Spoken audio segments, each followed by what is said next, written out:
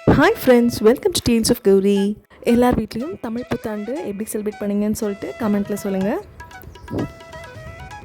நம்ம வீட்டில் பார்த்திங்கன்னா முதல் நாளே எல்லா ப்ரிப்ரேஷன்ஸுமே ஆல்மோஸ்ட் முடிச்சிட்டேன். அடுத்த நாள் காலையில் ஒரு 5:30 கிட்ட தான் எழுந்திருந்தேன். பிகாஸ் நைட்டு தூங்குறதுக்கே ரொம்ப லேட் ஆகிடுச்சு.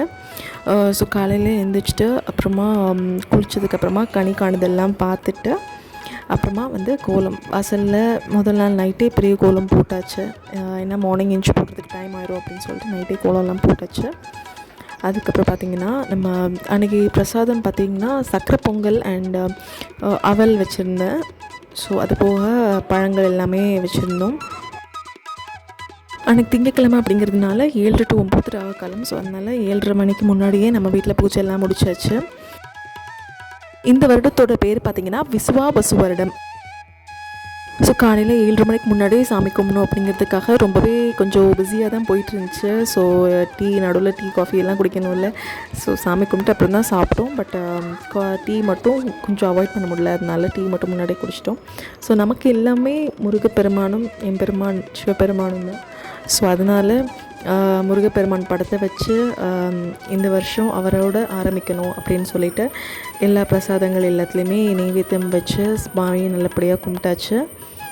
ஸோ இந்த வருடம் நம்ம எல்லாருக்குமே ரொம்ப இனிமையான வருடமாக நல்ல மன அமைதி, நல்ல ஆரோக்கியம் எல்லாமே கிடைக்கணும் அப்படின்னு சொல்லிட்டு நான் வேண்டிக்கிறேன். பொதுவாகவே இந்த தமிழ் புத்தாண்டு அன்றைக்கி எல்லா வகையான சுவைகள்லையும் சாப்பாடு செய்வாங்க.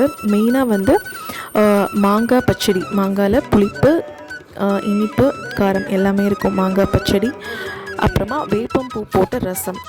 ஸோ இதெல்லாமே மெயினாக பண்ணுவாங்க. நம்ம வீட்டில் மாங்காய் பச்சடி மட்டும் பண்ணியிருந்தோம். சாம்பார், அவியல், அப்புறம் மாங்காய் பச்சடி எல்லாமே பண்ணியிருந்தோம்.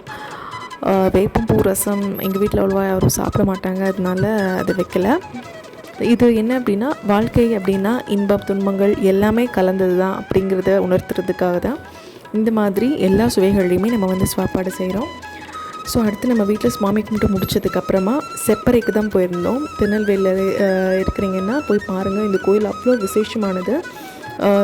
செப்பறை தாமிர சபைன்னு சொல்லுவாங்க. இந்த கோயில் பார்த்திங்கன்னா நமக்கு தாளையத்துக்கு முன்னாடி ராஜவள்ளிபுரம் இருக்குல்ல, ஸோ அங்கே தான் இருக்குது. இந்த கோயிலுக்கு பின்னாடியே ஆறு ஓடும், அதுவும் சூப்பராக இருக்கும். ஸோ முடிஞ்சால் போய் பார்த்துட்டு வாங்க.